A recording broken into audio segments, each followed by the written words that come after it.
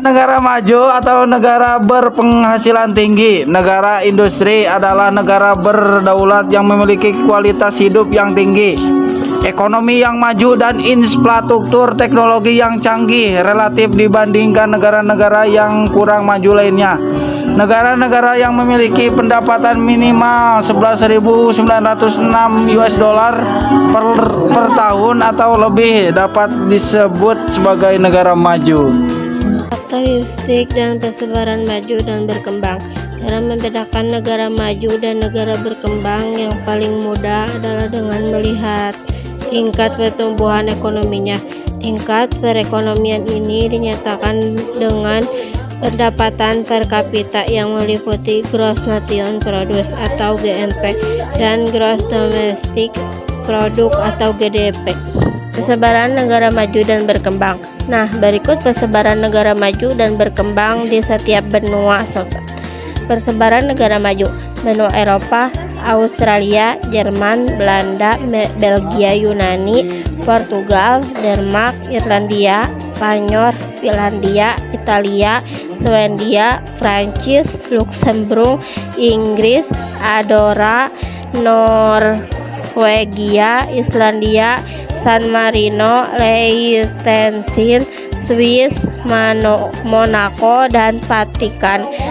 Benua Asia: Jepang, Singapura, Korea Selatan, dan Taiwan. Benua Amerika: Amerika Serikat dan Kanada. Benua Australia dan Oceania, Australia dan New Zealand. Ciri-ciri negara maju dan negara berkembang. Negara maju dan negara berkembang maupun negara terbelakang pada umumnya mempunyai ciri-ciri khusus yang akan menandai negara tersebut. Ciri-ciri tersebut dibagi menjadi beberapa kategori atau beberapa bidang, seperti ekonomi, sosial, dan lain sebagainya. Ciri-ciri negara maju yang pertama yaitu standar hidup tinggi. Ciri-ciri negara maju yang pertama dilihat dari indikator standar hidup. Pada umumnya negara maju memiliki standar hidup yang lebih tinggi di dunia dengan pendapatan per kapita lebih dari 9.000 US dollar hingga di atas 20.000 US dollar.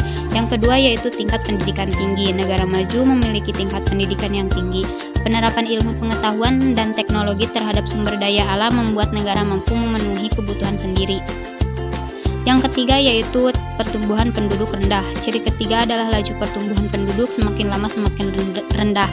Bahkan di beberapa negara mengalami pertumbuhan minus sehingga penduduk usia dewasa jumlahnya lebih besar daripada usia muda. Yang keempat yaitu tingkat pengangguran. Terakhir, ciri-ciri negara maju adalah rendahnya tingkat pengangguran. Hal ini karena lapangan kerja tersedia banyak dan kemampuan penduduknya menciptakan lapangan kerja juga sangat tinggi. Ciri-ciri negara berkembang yang pertama yaitu pendapatan per kapita yang cenderung rendah. Pendapatan per kapita di negara berkembang tidak sebesar negara maju karena masih tingginya angka pengangguran. Menurut data dari World Bank, negara dengan pendapatan per kapita rendah diukur berdasarkan jumlah pendapatan per kapita di bawah 975 US dollar per tahun. Yang kedua yaitu keamanan tidak terjamin. Tidak seperti di negara maju, keamanan di negara berkembang masih sangat minim dan tidak layak. Oleh karena itu, angka kriminalitas di negara Yang kedua yaitu keamanan tidak terjamin. Tidak seperti di negara maju, keamanan di negara berkembang masih sangat minim dan tidak layak. Oleh karena itu, angka kriminalitas di negara berkembang juga masih tergolong tinggi. Dan yang ketiga yaitu minimnya fasilitas kesehatan. Fasilitas kesehatan di negara berkembang juga tergolong minim. Belum banyaknya fasilitas kesehatan yang layak pakai menyebabkan penduduk di negara berkembang lebih rentan terserang penyakit. Yang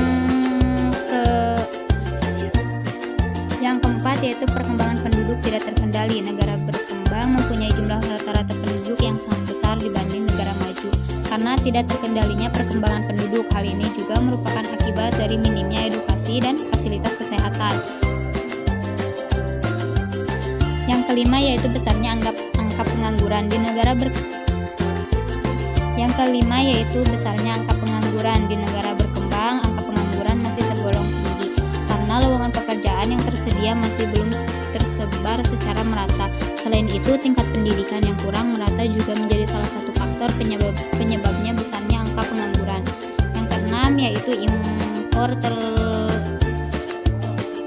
Yang keenam yaitu impor lebih tinggi dibandingkan ekspor. Dikarenakan rendahnya penggolongan sumber daya alam dan sumber daya manusia negara berkembang. Negara berkembang lebih sering membeli barang di luar negeri, padahal tentu saja bila kebutuhan sebuah negara sangat beruntung dari negara lain, maka posisi dari negara tersebut bisa dikatakan tidak stabil, termasuk mudah terpengaruhi dari ketidakstabilan negara lainnya. Regionalisasi kawasan dunia berdasarkan pusat pertumbuhan ekonomi. Regionalisasi akan muncul karena adanya hubungan internasional antar negara.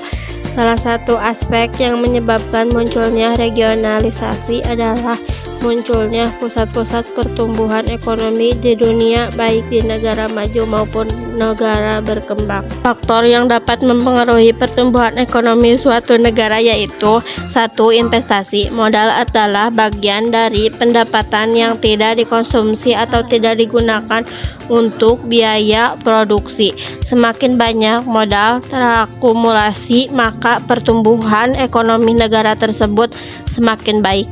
Dengan modal yang besar akan memberikan investasi dana yang besar terhadap pembangunan, seperti pembangunan industri dengan mesin-mesin kualitas bagus sehingga meningkatkan produksi dan menambah keuntungan.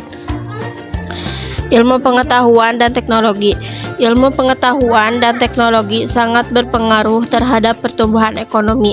Hal ini dikarenakan dengan peningkatan iptek akan dihasilkan mesin-mesin industri atau pertanian yang efisien sehingga menghasilkan produksi yang banyak dengan biaya produksi yang rendah. 3. Sumber daya manusia. Sumber daya manusia yang dimaksud adalah jumlah penduduk sebagai sumber angkatan kerja di berbagai kegiatan ekonomi dan proses produksi. Idealnya dengan jumlah penduduk yang tinggi dengan sumber daya manusia yang berkualitas baik akan berperan dalam peningkatan ekonomi.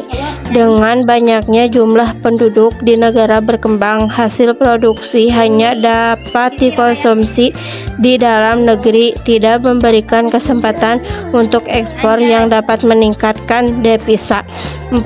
Sumber daya alam. Sumber daya alam yang melimpah di Indonesia merupakan anugerah Tuhan Yang Maha Esa yang harus kita syukuri dengan cara memanfaatkan secara arif dan bijaksana, misalnya dengan menghemat penggunaan air atau dengan melakukan penanaman pohon untuk menyimpan cadangan air. Akan tetapi meskipun sumber daya alam melimpah 4. Sumber daya alam. Sumber daya alam yang melimpah di Indonesia merupakan anugerah Tuhan Yang Maha Esa yang harus kita syukuri dengan cara memanfaatkan secara arif dan bijaksana. Indonesia untuk menjadi negara maju. 1. Program yang berkaitan dengan peningkatan kualitas sumber daya manusia. Berikut strategi pemerintah untuk meningkatkan SDM, pendidikan, pengembangan teknologi.